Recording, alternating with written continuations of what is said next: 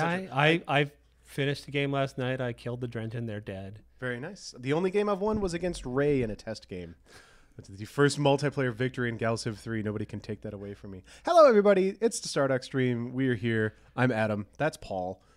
He's the lead designer. I'm just, the other guy, the guy who sets up the streams and whatnot.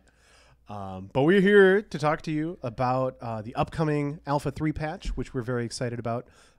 It's imminent. It is so close. Yes. It would have been out yesterday, but we found something broken, so we had to fix it. And we're very sensitive about that because we don't want to get the same 7,000 bug reports of, hey, so I'm sure there'll be a different 7,000 bug reports.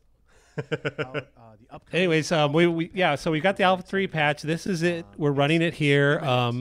Theoretically in the state that you will get it.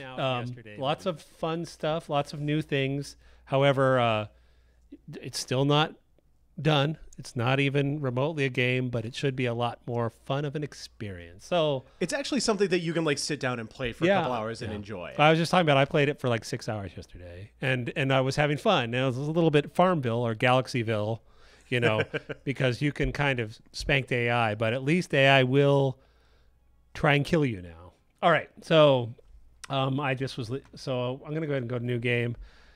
You'll notice that now this is all pretty much the same, but the technologies have changed a little. So currently all of the races have different starting techs.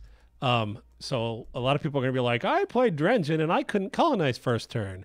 And that's because you actually have to go research something to colonize. And I played Terrans and I couldn't build fighters the first turn. It's because you got to go research them. So play with them. See this balancing, these tech trees, of course, are going to all be temporary because eventually each race will have its own entire tree. So, and then we've also enabled all of the galaxy set. Well, a large portion of the galaxy settings. So you can go in, do different. There's only a couple of these right now, but you can play with them. Let's try Spiral, and then let's go crazy and do a large map. So I'm sure most people haven't even done. You can come in here and you can set up things right now. And here's a little warning to all you in the current alpha. Occasional is a bit too occasional. So it might be helpful to turn your habitable planets up a little bit. And I'm going to actually just turn everything to common. And I was playing earlier and I had to rush every single life support tech just to be able to colonize anything. But that's cool. That's the whole point of this screen, this setting screen, is by changing these, you can totally change the entire flow of the game. It's like by having things sparse, it's all of a sudden life support is one of the most important techs. So, I mean, this is the beauty. GalCiv 2 fans don't need to be told this because this is but it's the beauty of this kind of game, of this flexible sandbox.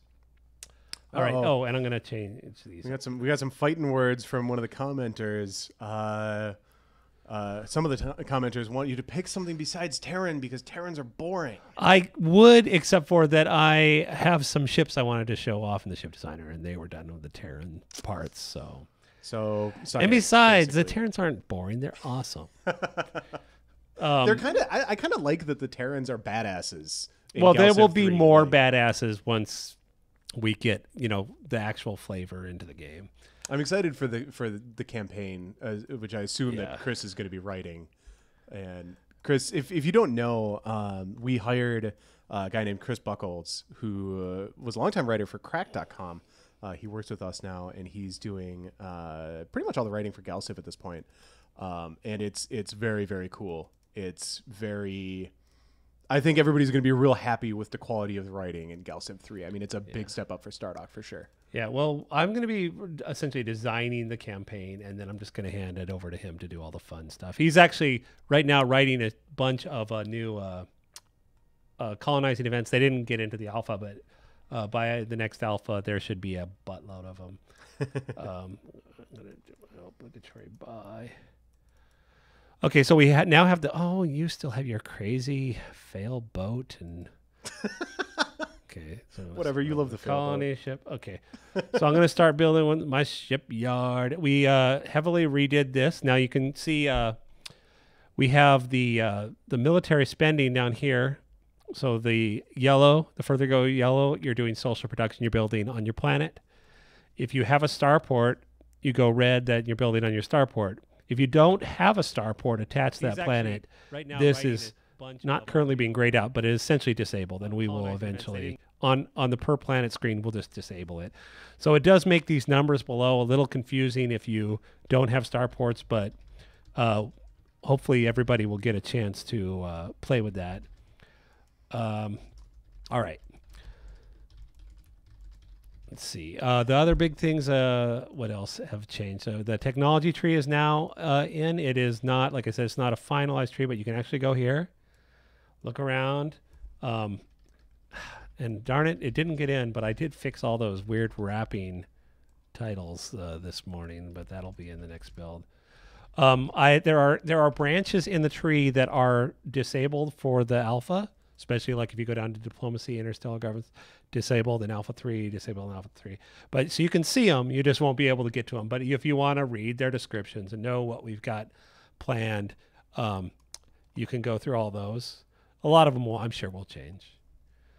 All right, so the tech tree is here. The tech ages are unlocked, so you can now go all the way up.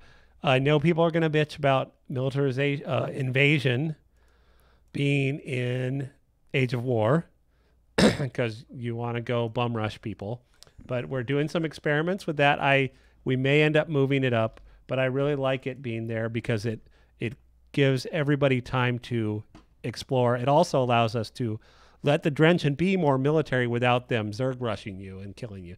So you can essentially, even though they have ships, they can't invade you. So you can hold them off until you can build ships too in case. So lots of fun stuff like that. I'm going to go ahead and start some research. I don't know how much actual playing we're going to do. You have a question? Is that what you Yeah, I have lots of questions. Okay. More importantly, the community has questions, though. Some people in the forum thread were concerned that we might be canceling the dev streams after this week. That's not the case. Oh, no. No, I made a little joke in there that this might be the last time they have to ask you about Alpha 3 before before they're Alpha 3, playing it. yes. Yes. So no, that's what I meant there. No, we like the dev streams. Dev streams are fun. No, the only time we don't do them is just when we're just too darn busy. Okay, let me show you. I think I might have showed this last week, but this is a large map. We're still debating the whole stars in space thing. I think I have a solution, but it's not going to be in.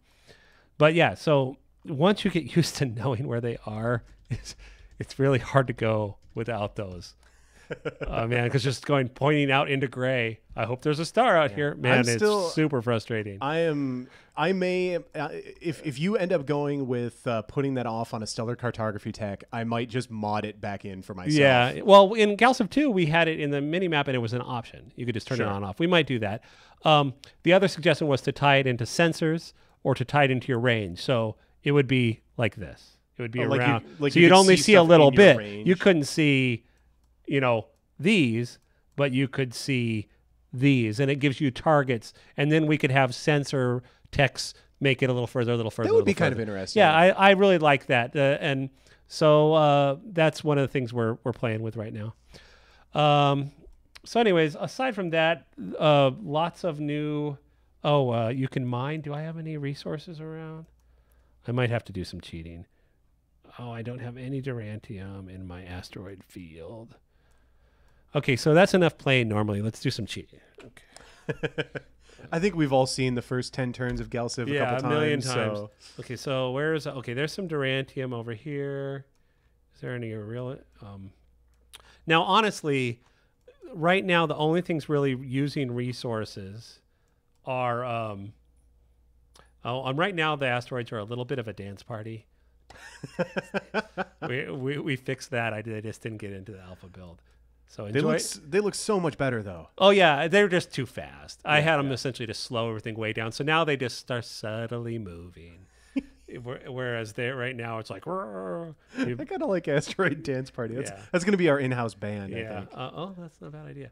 Okay, so there's some Durantium. I think I showed this last week. Let me build a constructor.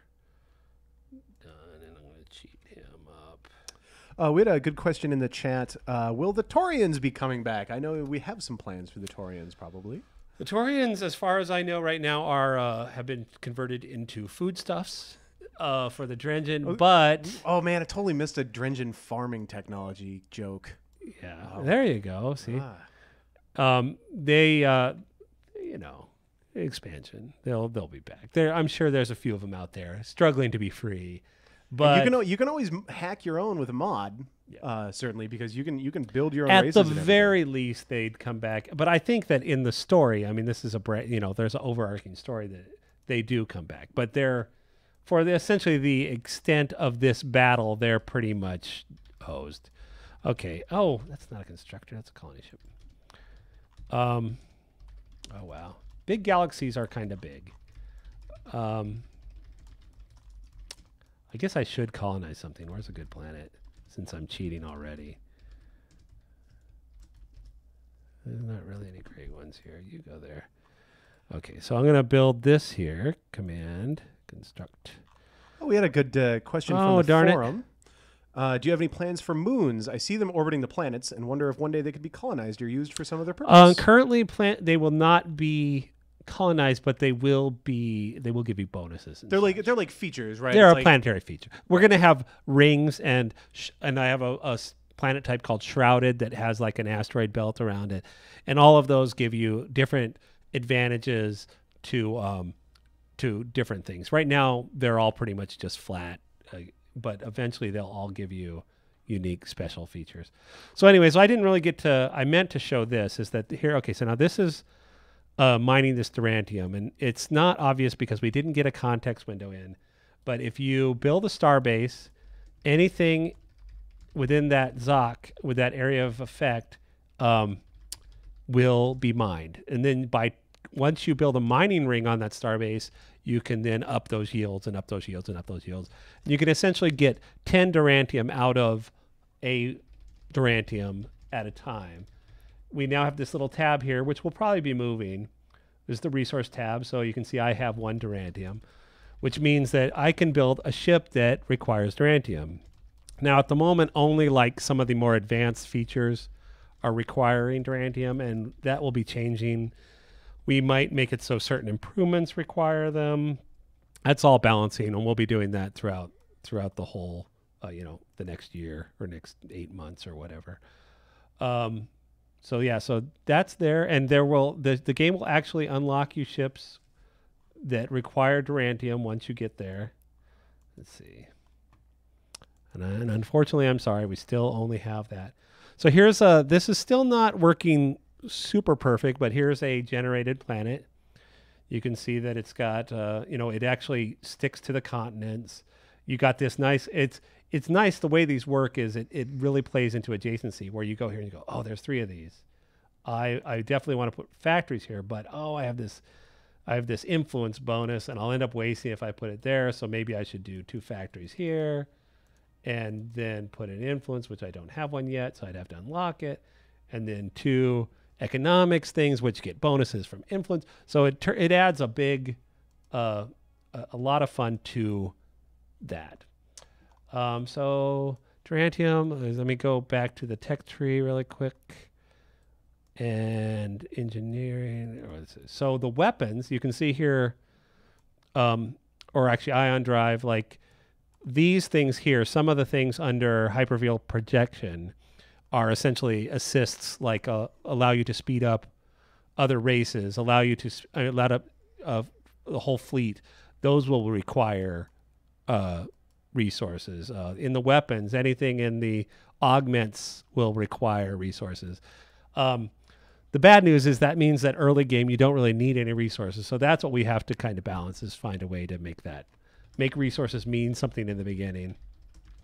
So that's another thing where we're just going to have to find out if it's fun. What else has been added? Just generally a lot of cleanup. The planet generation is now working. It's only using about a quarter of the assets it's gonna. We put in tactical icons for nebulas, which helps a lot. in the performance. You can see here is large galaxy. Even if I zoom in. And I can't stress enough how much better the performance is. Yeah. Oh, performance is amazing now. I mean, we're not done. Here's an Illyrium. So Lyrium is used for shield and beam weapon augments. Durantium is used for mass driver and armor augments. And antimatter, which will be orbiting black holes, which is not in yet, will be used for missiles and beam weapons. And then there's a two special types of planets that are not in yet, which will be gas giants. One is a gas giant that will have Prometheon, which is the resource that will give you augments to speed and life support, and Thorium. Oh God, Thorium? I coined the damn term myself, and I forgot what it was. But there will be a smaller planet, kind of like a Mercury-like planet, that you can mine for Thorium, which will be used for sensors and other like electronic-y research bonuses and such. So there's currently planned to be 5 strategic resources that will you guys can fight over. So that'll be fun. We might, we could drop it down to 3.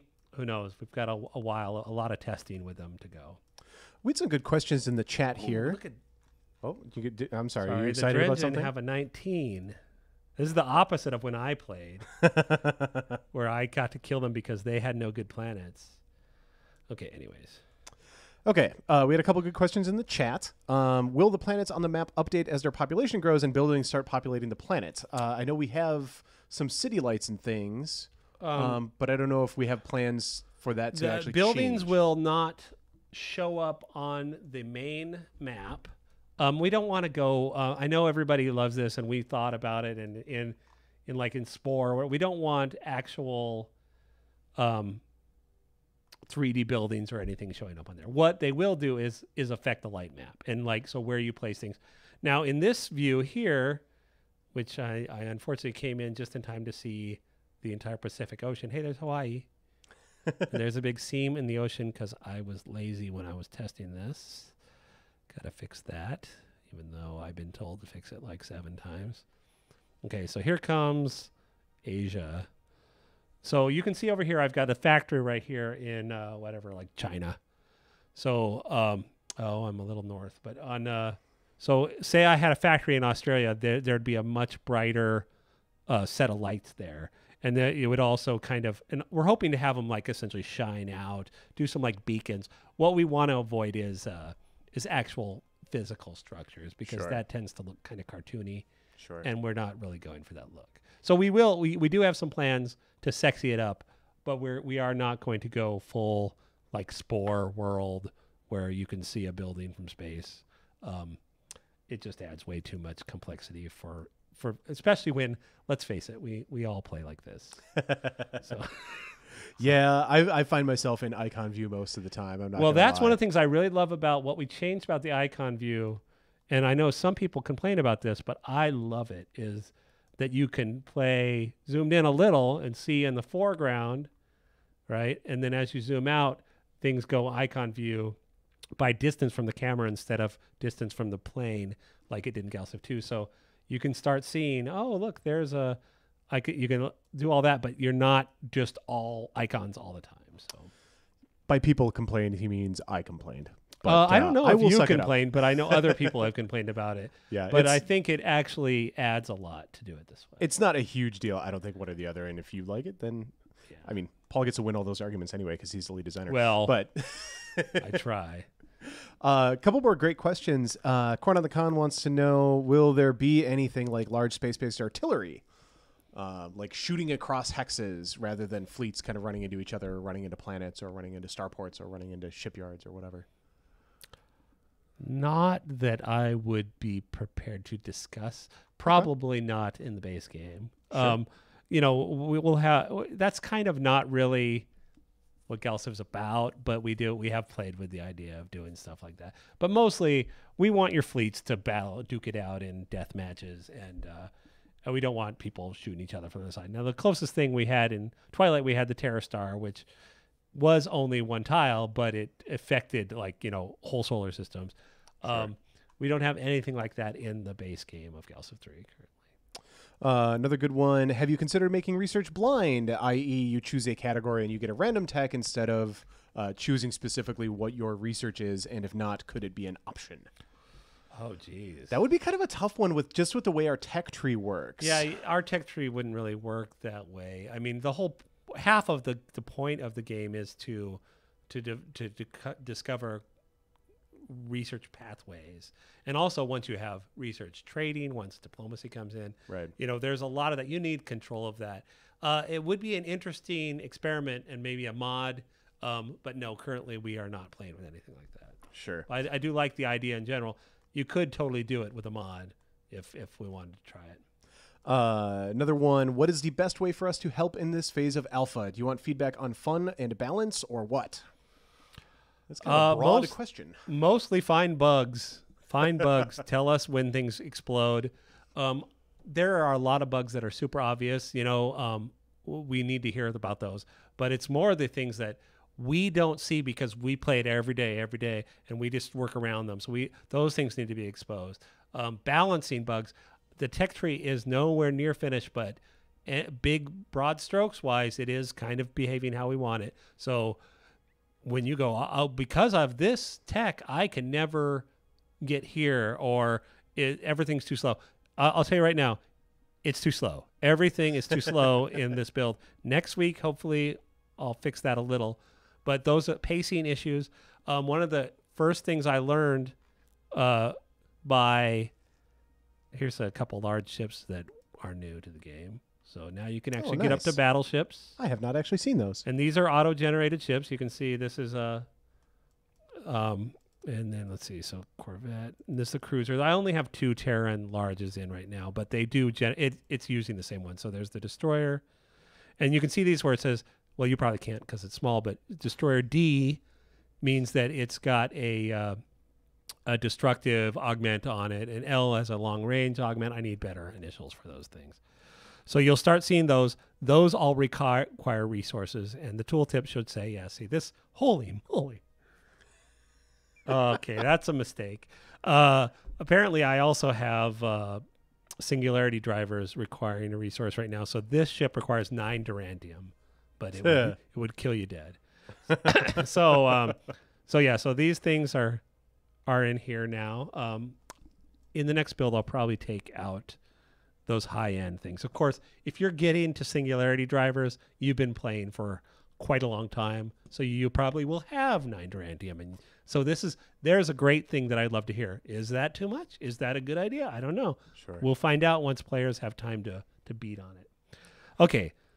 See, any other game-related questions before I go off on a ship design tirade? One more, and then we'll do ship design, and then we'll probably sign off for the week.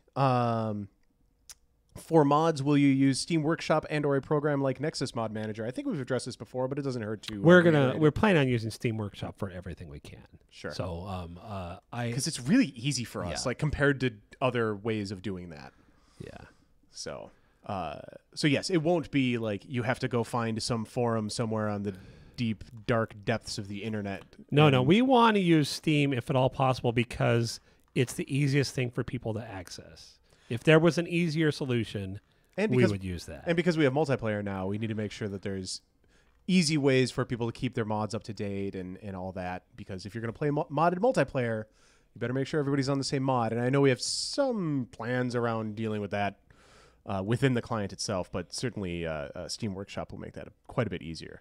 But now you should tell me, or rather tell everybody, about whatever crazy ship. Okay. Anyway, so one of the things we want to do with the durantium and with the mining asteroids is unlike in GalCiv 2, you don't have to build on the resource to tap it. You just have to put a starbase with the area effect. That way, one starbase can actually tap multiple resources. The beauty of this is that, but the problem, and also the beauty of this is that, at least currently in the design, no one can blow up your resources because those are not actual objects. They're being mined. They have to blow up your starbase to get those resources. We don't want those things. We don't want in GalCiv 2 where it's just like your mining base is destroyed, your mining base has been destroyed, your mining base. So this way you can have a defended starbase that is mining 3 things, depending on your map settings. So anyways, one of the things we're playing with is I was like, what if I could make a little robot that does the mining?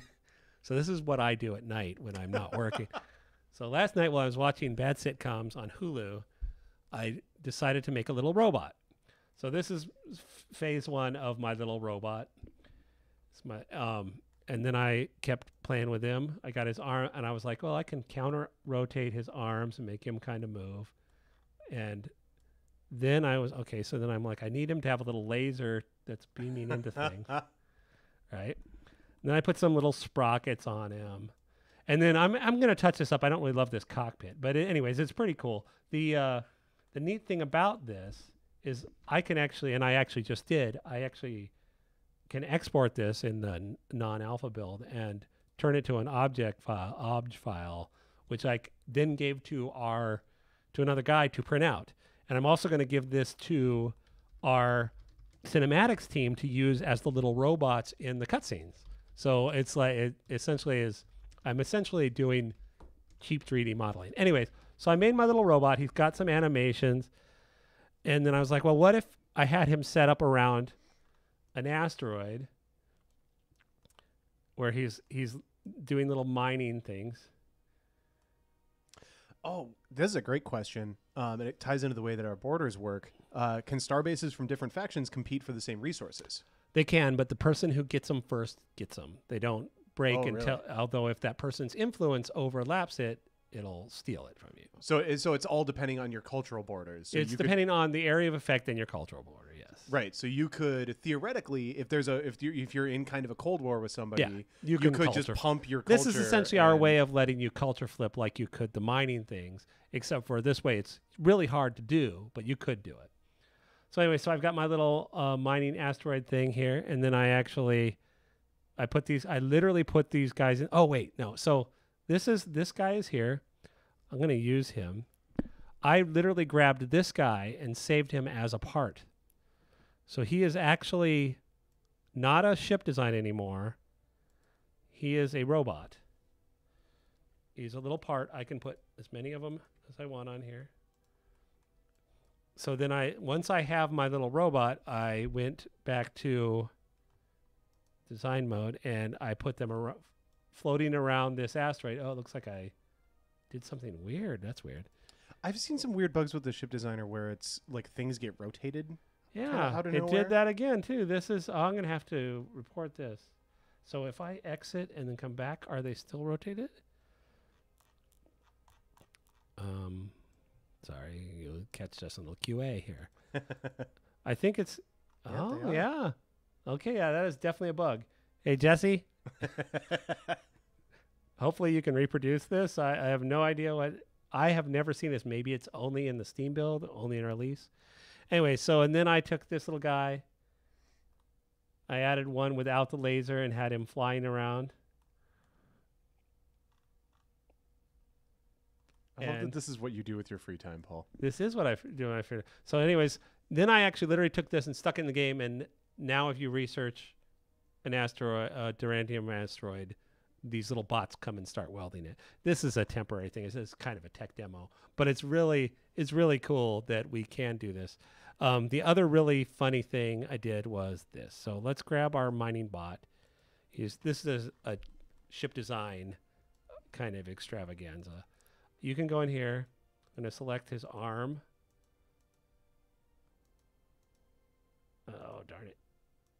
There we go. I select all 4 parts of his little arm there. I'm going to export this as new arm. Done. Then I'm going to go to my design palette, go down to my parts, which this needs a better label.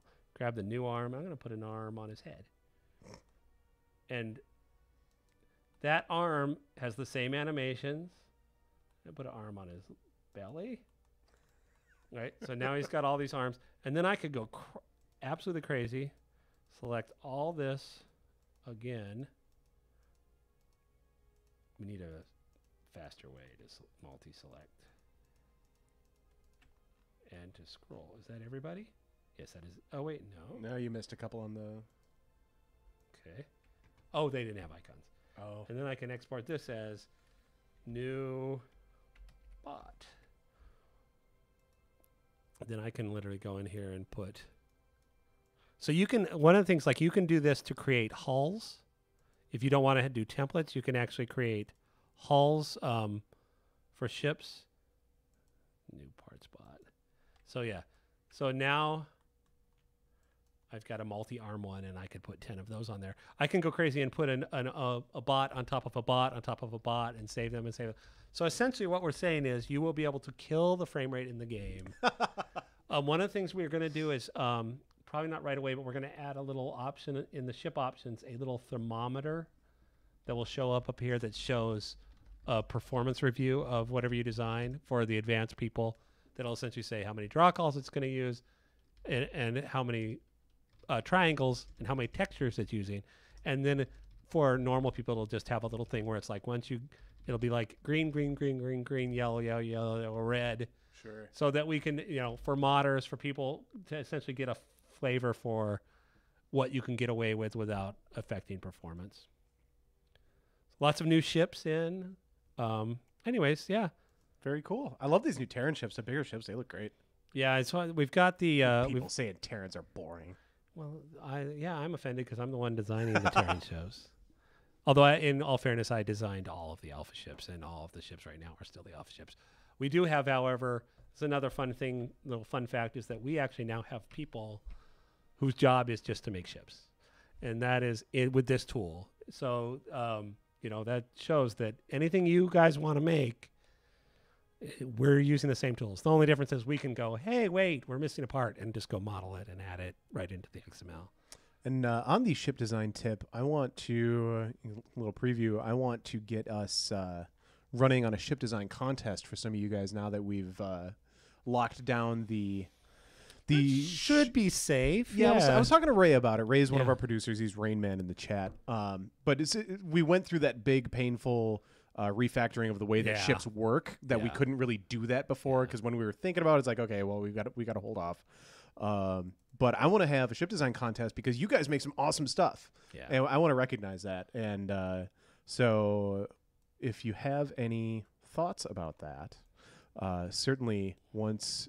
Is the new ship designer, do they have the new ship format already, or is that going to be Alpha 3? Oh, in Alpha 3, it's I don't want to promise anything, but it should be what it's going to be. And there'll be additions. Right. But your our ship goal, shouldn't hopefully break. My dream is for ships never to break after this point. Now, when I say that, I mean...